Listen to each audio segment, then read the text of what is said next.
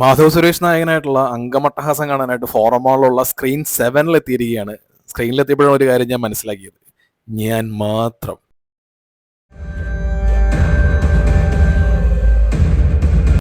സാഹചര്യങ്ങൾ ഒരാളെ എങ്ങനെയാണ് ക്രിമിനലാക്കുന്നത് പറയുന്ന ഒരുപാട് സിനിമകളുണ്ട്. അപ്പോൾ ഒരാൾ ക്രിമിനലാവുന്ന സാഹചര്യം കണ്ട് നമുക്ക് നിർത്താതെ നോൺ സ്റ്റോപ്പായിട്ട് ചിരിക്കണം എന്നുണ്ടെന്നുണ്ടെങ്കിൽ അതിനുള്ള സിനിമയാണ് അംഗം അട്ടഹാസം. ഈ സിനിമയിലെ കഥാപാത്രങ്ങൾ കാണിക്കുന്ന അംഗം ഇതൊക്കെ കണ്ടു കഴിഞ്ഞിട്ട് അട്ടഹസിച്ച് പ്രേക്ഷകർ ചിരിക്കുമെന്ന് ഉറപ്പുള്ളതുകൊണ്ടാണോ എന്ന് എനിക്കറിയില്ല അംഗം അട്ടഹാസം എന്ന് പറയുന്ന ഈ സിനിമ ഇവർക്ക് ഇങ്ങനെ പേരിട്ടിരിക്കുന്നത്. ആക്ച്വലി തിയേറ്ററിൽ ഒറ്റയ്ക്കിരുന്ന് ഇതുപോലുള്ളൊരു സിനിമ കണ്ട് ചിരിച്ച് അർമാദിക്കാൻ നിങ്ങൾക്ക് പറ്റുമോ? തിയേറ്ററിൽ ഞാൻ മാത്രമേ ഉണ്ടായിരുന്നുള്ളൂ. PVR ആണ്, ഒരാളുണ്ടെങ്കിൽ മാത്രം അവിടെ ഷോ ഇടും. ഇനി ആളില്ലാന്നുണ്ടെങ്കിലും അവിടെ ഓട്ടോമാറ്റിക്കലി ഷോ നടക്കുമെന്ന് തോന്നുന്നു. അപ്പോൾ ഈ അംഗം അട്ടഹാസം കണ്ടിട്ടുള്ള എൻ്റെ എക്സ്പീരിയൻസ് ആണ് ഞാൻ പറയാൻ പോകുന്നത്. അതിന് മുമ്പ് ഞാൻ ഇതിൻ്റെ DCP ഡീറ്റെയിൽസ് കൊടുക്കാം. അപ്പോൾ തിരുവനന്തപുരത്താണ് കഥ നടക്കുന്നത്. ഈ സിനിമയുടെ എനിക്ക് വളരെ ഇഷ്ടപ്പെട്ട ഒരു കാര്യം എന്ന് വെച്ചിട്ടുണ്ടെങ്കിൽ ഇതിലെ കഥാപാത്രങ്ങളുടെ പേരുണ്ടല്ലോ, എല്ലാം വെറൈറ്റി പേരുകളാണ്. ഞാൻ എഴുതി വെച്ചിട്ടുണ്ട് ആക്ച്വലി.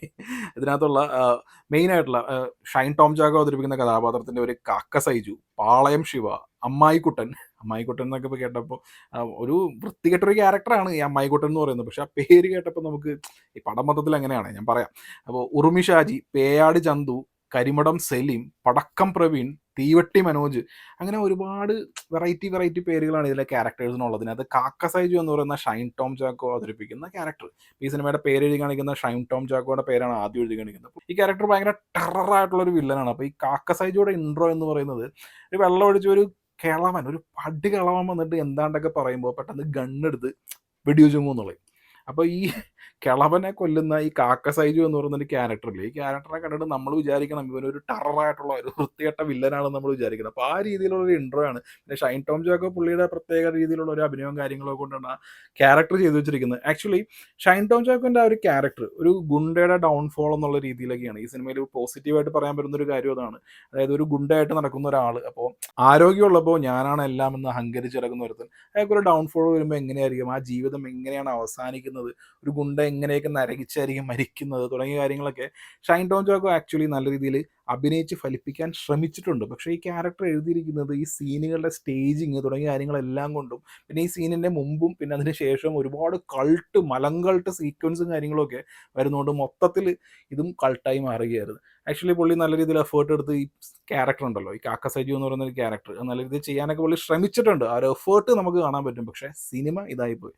കാരണം ഈ സിനിമയിൽ പുള്ളീനെ മാറ്റി നിർത്തി കഴിഞ്ഞിട്ടുണ്ടെങ്കിൽ ഈ ഒരു സീക്വൻസും കാര്യങ്ങളും മാറ്റി നിർത്തി കഴിഞ്ഞാൽ പിന്നെ അങ്ങോട്ടേക്കുള്ളത് ഫുൾ ഇതുപോലുള്ള സീക്വൻസുകളാണ് ഞാൻ പറഞ്ഞത്. അപ്പോൾ വില്ലൻ്റെ ഇൻട്രോയുടെ കാര്യമാണ് ഞാൻ പറഞ്ഞത്. ഇനി ഹീറോയുടെ ഹീറോ നമ്മുടെ മാധവ് സുരേഷാണ്. അപ്പോൾ മാധവ് സുരേഷിനെ കെട്ടിയിട്ടിരിക്കുമ്പോൾ പുള്ളിക്കാരൻ പറയാണ്, എന്നെ അഴിച്ചു വിടടാ, ഇങ്ങനെ കെട്ടിയിട്ടിട്ട് ഇടിക്കുന്നതാണ് ആണത്തം എന്നൊക്കെ ചോദിക്കുമ്പോഴേക്കും ഇങ്ങനെ പറയുമ്പോൾ ഇവൻ്റെ മൊത്തൊക്കെ ഇടിച്ച് ചോര തുപ്പുന്ന ഒരു ക്യാരക്ടർ. അതാണ് ഈ ക്യാരക്ടറാണ് നായകൻ്റെ ഇൻട്രോ ആയിട്ട് കാണിക്കുന്നത്. പിന്നെ ഒരു പാട്ട് കാര്യങ്ങളൊക്കെ ഉണ്ട്. അപ്പോൾ ഒരു സാധാരണ ഒരു പയ്യൻ, ട്രിവാൻഡ്രത്തുള്ളൊരു പയ്യൻ ഒരു പെണ്ണിനെ സ്നേഹിക്കുന്നു. ആ പെണ്ണിനായിട്ട് ഒളിച്ചോടാൻ വേണ്ടി പോകാൻ നേരത്താണ് നമ്മുടെ വില്ലനായിട്ടൊക്കെ ഉള്ള ഒരു പ്രശ്നങ്ങളും കാര്യങ്ങളൊക്കെ വരുന്നു. ഷൈൻ ടോം ചാക്കോയുടെ ക്യാരക്ടർ കാരണമാണ് ഇയാളുടെ ലൈഫിൽ കുറേ കാര്യങ്ങൾ നടക്കുന്നത്. അപ്പോൾ അതിനകത്ത് ഈ കാമുകി റേപ്പ് ചെയ്യപ്പെട്ട് കിടക്കുന്ന കാമുകിയുടെ മുമ്പിൽ നമ്മൾ ഉദയനാണ് തരത്തിലൊരു സീക്വൻസ് ഉണ്ടല്ലോ, ആ സീക്വൻസിൽ മോഹൻലാൽ പറയുന്ന ആ ഒരു കറക്റ്റ് മീം ഉണ്ടല്ലോ, ആ മീമിനകത്ത് മാധവ് സുരേഷ് കറക്റ്റായിട്ട് റീക്രിയേറ്റ് ചെയ്തിട്ടുണ്ട്. കാരണം റേപ്പ് ചെയ്യപ്പെട്ടിരിക്കുന്ന കാമുകിയുടെ മുമ്പിൽ പുള്ളിക്കാരൻ ചെയ്തിരിക്കുന്ന ആ ഒരു പെർഫോമൻസ് കുറച്ച് കഴിഞ്ഞപ്പോൾ ഡയറക്ടർക്ക് തന്നെ മനസ്സിലായി ഇവനെ കൊണ്ട് പറ്റില്ല എന്ന് മനസ്സിലായപ്പോൾ ഇനി ഒന്നും നോക്കേണ്ട മോനെ, 1 2 3 ഒരു 3 തവണ നീ ഇങ്ങനെ അലറി കരയാൻ വേണ്ടി പറഞ്ഞു. പിന്നെ നമ്മൾ കാണുന്ന അങ്ങനെ പറഞ്ഞ കുറേ അലർച്ചയും കാര്യങ്ങളും ഒക്കെയാണ്. ആക്ച്വലി മാധവ് സുരേഷിൻ്റെ നിങ്ങളൊരു അയണി ചിന്തിക്കണം. കാരണം പുള്ളിയുടെ ഫാദർ സുരേഷ് ഗോപി നമ്മുടെ മലയാളത്തിലെ സൂപ്പർ സ്റ്റാർ ആയിരുന്നു. ഇദ്ദേഹം ഡയലോഗ് ഡെലിവറിയിലൂടെ മലയാളികളുടെ കയ്യടി മേടിച്ച ഒരാളാണ്. ഈ ഡയലോഗ് ഡെലിവറിയിലൂടെ മലയാളികളുടെ കയ്യടി മേടിച്ച സുരേഷ് ഗോപിയുടെ മകൻ മാധവ് സുരേഷ് പ്രോപ്പറായിട്ടൊരു ഡയലോഗ് ഈ സിനിമയിൽ പറയാൻ പറ്റുന്നില്ല എന്നുള്ളതാണ്. ഒന്ന് ആലോചിച്ച് നോക്കിയേ. ഓക്കെ, അപ്പോൾ ഈ റേപ്പേഴ്സ് നായകൻ്റെ തലയിലാവുന്നു, ചെയ്യാത്ത കുറ്റത്തിനായിട്ട് ജയിലിൽ പോകുന്നു. അപ്പോൾ നായിക, അതായത് കാമുകി മരിച്ചു കഴിഞ്ഞപ്പോൾ ഈ സങ്കടം, ചെയ്യാത്ത കുറ്റത്തിന് ജയിലിൽ കിടക്കുന്ന നായകൻ. അപ്പോൾ ഇതൊരു പാട്ടിലൂടെയാണ് കാണിക്കുന്നത്. അപ്പോൾ നായകൻ്റെ ആ ഒരു ഫീലിങ്സ്, നായകൻ്റെ ആ ഒരു അവസ്ഥയും കാര്യങ്ങളും ഒക്കെ നമുക്ക് വളരെ ഡാർക്കായിട്ടുള്ള അവസ്ഥയാണല്ലോ. അപ്പോൾ ഇതൊക്കെ ഒന്ന് കാണിക്കണം. അപ്പോൾ ആ സെൻറ്റി സീക്വൻസ് പ്രേക്ഷകരിലേക്ക് എത്തിക്കാൻ വേണ്ടി ഇവർ ചെയ്തു വെച്ചിരിക്കുന്ന സീക്വൻസ് എന്താണെന്ന് അറിയോ? നായകൻ മാധവ് സുരേഷ് ഒരു മതിലിൽ ചാരി ഇരുന്നിട്ട് ഇങ്ങനെ ദീർഘനിശ്വാസമാണ്. അപ്പോൾ തൊട്ടടുത്തായിട്ട് തന്നെ ജയിലാണല്ലോ, ജയിലിൽ ഒരാൾ വെളിക്കിരിക്കുന്നു. ആലോചിച്ച് നോക്കി, ആ വെളിക്കിരിക്കുമ്പോഴാണ് ഇയാൾ പിന്നെ ദീർഘവിശ്വാസം എടുക്കുന്നത്. ഇത് എങ്ങനെയാണ് ഈ ഒരു സീക്വൻസ് ഇവര് ഇതിപ്പോൾ സ്ക്രിപ്റ്റിൽ എഴുതണമല്ലോ. എഴുതിയത് അല്ലെങ്കിൽ ഷൂട്ട് ചെയ്യുമ്പോൾ തന്നെ ഇവനിങ്ങനെ ഇരുന്ന് നിൽക്കുമ്പോൾ തൊട്ടിപ്പുറത്തൊരുത്തൻ വെളിക്ക് നിന്നിട്ട് അയാൾ കാര്യം സാധിച്ചാൽ എണീച്ചു പോകുന്നു ബക്കറ്റൊക്കെ കൊണ്ട്. ഈ ഒരു സീക്വൻസും ഇതിന്റെ ബാക്ക്ഗ്രൗണ്ടായിട്ട് വരുന്നത് ഈ കാമുകി മരിച്ചതും പിന്നെ ജയിലിലെ അതുമായിട്ടുള്ള നായകന്റെ ആ ഒരു അവസ്ഥയെക്കുറിച്ചുള്ള ലിറിക്സ് ഒക്കെ വെച്ചിട്ടുള്ള പാട്ടും കാര്യങ്ങളും വരുന്നു. അപ്പോൾ സ്വാഭാവികമായിട്ടും ഈ ജയിലിൽ നിന്ന് ഇറങ്ങി കഴിഞ്ഞിട്ടുണ്ടെന്നുണ്ടെങ്കിൽ നായകൻ പിന്നെ മാസ ഹീറോ ആയിട്ടായിരിക്കുമല്ലോ ഇറങ്ങണത്. അങ്ങനെ ഇറങ്ങുന്നു. ട്രിവാൻഡ്രം എന്ന് പറയുന്ന സിറ്റിയിലെ ഏറ്റവും വലിയ ഡോണായിട്ട് മാറുകയാണ് നമ്മുടെ മാധവ് സുരേഷ്. പക്ഷേ ഈ ഏറ്റവും വലിയ ഡോൺ ആവുന്നതിന് മുമ്പ് ഈ നായകൻ പേടിച്ചോടുന്ന ഒരു സീക്വൻസ് ഈ പടത്തിലുണ്ട്. അപ്പോൾ പേടിച്ചോടുന്ന സീക്വൻസിൽ പെട്ടെന്ന് BGM മാറി. അതായത് ഒരു വെടിവെച്ചൊക്കെ ആയിട്ടാണ് നായകൻ എന്നെ പേടിച്ചിട്ട് എനിക്ക് വെടി കൊള്ളുമെന്ന് വെച്ചിട്ട് ഓടുകയാണ്. പുള്ളി ശരിക്കും പറഞ്ഞാൽ പേടിച്ച് തന്നെ ഓടുകയാണ്. പക്ഷേ പെട്ടെന്ന് BGM മാറുന്നു. അതായത് ഇപ്പോൾ KGF ലെവലൊക്കെ ഒരു BGM വന്നു കഴിഞ്ഞാൽ എങ്ങനെ ഉണ്ടാവും ഒരാൾ പേടിച്ചോടുന്ന സീക്വൻസിൽ.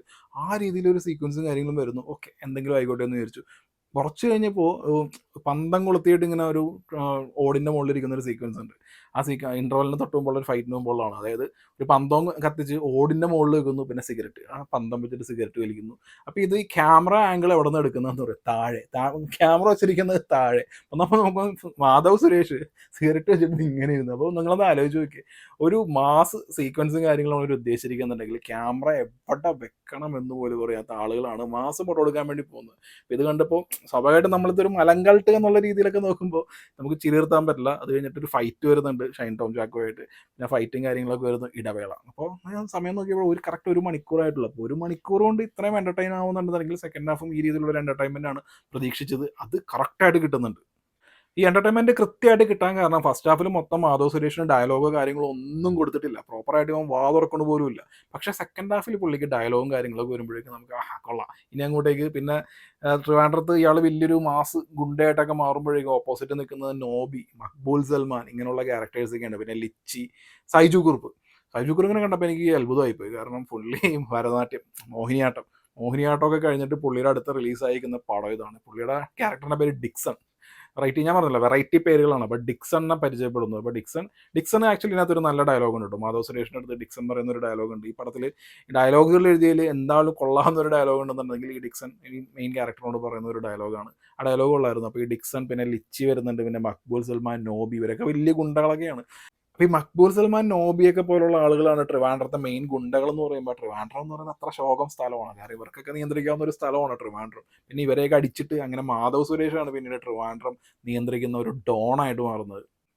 പിന്നെ ഫൈനൽ ആക്റ്റാണ്. നിങ്ങൾ ഇത്ര നേരം കണ്ട സിനിമകൾ അതൊന്നുമല്ല, ഞങ്ങൾ ഇനി ഒരുപാട് ട്വിസ്റ്റും കാര്യങ്ങളൊക്കെ നൽകാൻ പോവുകയാണെന്നും പറഞ്ഞ് കുറേ ഒന്നിന് പുറകെ ഒന്നായിട്ട് കുറേ ട്വിസ്റ്റ് എന്നുള്ള രീതിയിലൊക്കെയാണ് ഇവർ ആലോചിച്ചുകൊണ്ടിരിക്കുന്നത്. പക്ഷേ നമ്മൾ ഈ പോക്കിരി പോലുള്ള പടങ്ങളൊക്കെ കണ്ടാണല്ലോ, നമുക്കൊന്നും തോന്നില്ല. പിന്നെ കുറേ വയലൻസ് സീക്വൻസുകൾ എന്നൊക്കെ പറയുന്നത് ഒരു ഇമ്പാക്റ്റ് ഇല്ലാത്ത ഒരു വയലൻസ് ഞാൻ ഇതിനു മുമ്പ് കണ്ടിരിക്കുന്നത് നമ്മുടെ പഴയ അലി അക്ബർ, ഇപ്പോൾ രാമസിംഹൻ, പുള്ളി പുഴ മുതൽ പുഴ വരെ എന്ന് പറഞ്ഞൊരു പടം എടുത്തിരുന്നു. ഞാൻ സംഗീത തിയേറ്ററിൽ കണ്ടാണ്. ആ പടത്തിന്റെ പ്രൊഡ്യൂസറും കൂടിയാണ് ഞാൻ, മമധർമ്മ. ആ മമധർമ്മയിൽ ഷെയർ ഇട്ടിരിക്കുന്ന ഒരു പ്രൊഡ്യൂസർ ആയതുകൊണ്ട് എൻ്റെ പടം എനിക്ക് കാണണമല്ലോ. അപ്പം അങ്ങനെ പുഴ മുതൽ പുഴ വരെ ആ പടം കണ്ടപ്പോൾ അതിനകത്ത് കാണിക്കുന്നുണ്ട് ഈ തുണിക്കടയിലൊക്കെ വെക്കുന്ന ബൊമ്മയുണ്ടല്ലോ, ആ ബൊമ്മയുടെ മുകളിൽ എന്തെങ്കിലുമൊക്കെ വെച്ചിട്ട് പിന്നെ കീറി ബ്ലഡൊക്കെ ചീറ്റുന്ന പോലെ കാണിക്കുന്നത്. കാരണം അത് നമുക്ക് കണ്ടു കഴിഞ്ഞിട്ടുണ്ടെന്നുണ്ടെങ്കിൽ നമുക്കത് വയലൻസ് ആയിട്ട് തന്നെ നമുക്ക് ഫീൽ ചെയ്യില്ല, ഇത് എന്താണ് ഈ കാണിക്കുന്നത് എന്നുള്ളൊരു ഫീലാണ്.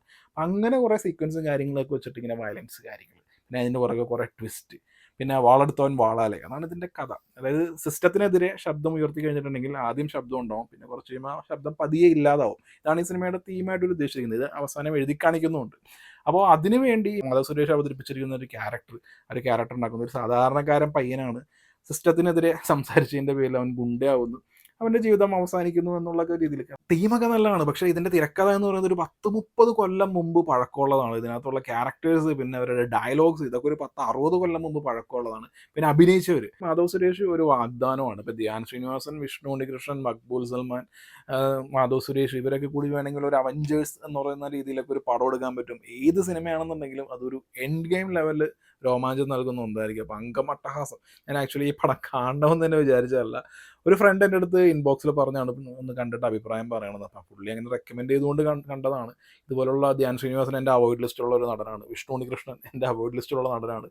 മാധവ് സുരേഷിൻ്റെ സിനിമകൾ ഒരു മലങ്കൾട്ട് എന്നുള്ള രീതിയിലേക്ക് എൻജോയ് ചെയ്യാൻ പറ്റുമോ എന്നൊക്കെ ചോദിച്ചു കഴിഞ്ഞാൽ നമുക്കൊരു സെൽഫ് റെസ്പെക്റ്റ് ഉണ്ടല്ലോ. ഇപ്പോൾ നമ്മൾ ടിക്കറ്റ് എടുത്ത് ഈ പടം കാണുന്ന അങ്കമട്ടഹാസം കണ്ടു കഴിഞ്ഞപ്പോൾ എനിക്ക് തോന്നിയത് അതാണ്. കാരണം ഒരു രീതിയിലും അഭിനയത്തിൻ്റെ പോലും അറിയാത്ത ഒരാളെ കൊണ്ടൊന്ന് എന്തൊക്കെയാണ് കാണിച്ചു കൂട്ടുന്നത്. ഇതൊക്കെ കണ്ടുകൊണ്ടിരിക്കുക നമ്മളെപ്പോലുള്ള പ്രേക്ഷകർ ഇതിനൊക്കെ ടിക്കറ്റ് എടുത്തൊരു പ്രോത്സാഹനം നൽകേണ്ട ആവശ്യമുണ്ടോ എന്നുള്ളതാണ്. ടിക്കറ്റ് എടുത്താലാണല്ലോ ചിലപ്പോൾ എന്തെങ്കിലുമൊക്കെ ഏതെങ്കിലുമൊക്കെ ഒരു അവസ്ഥയിൽ ടേബിൾ പ്രൂഫിലായി പോയി കഴിഞ്ഞിട്ടുണ്ടെന്നുണ്ടെങ്കിൽ നാളെ ഈ അഭിനയം അറിയാത്ത ഇതുപോലുള്ള നെപ്പോ കിഡ്സ് വീണ്ടും വരും.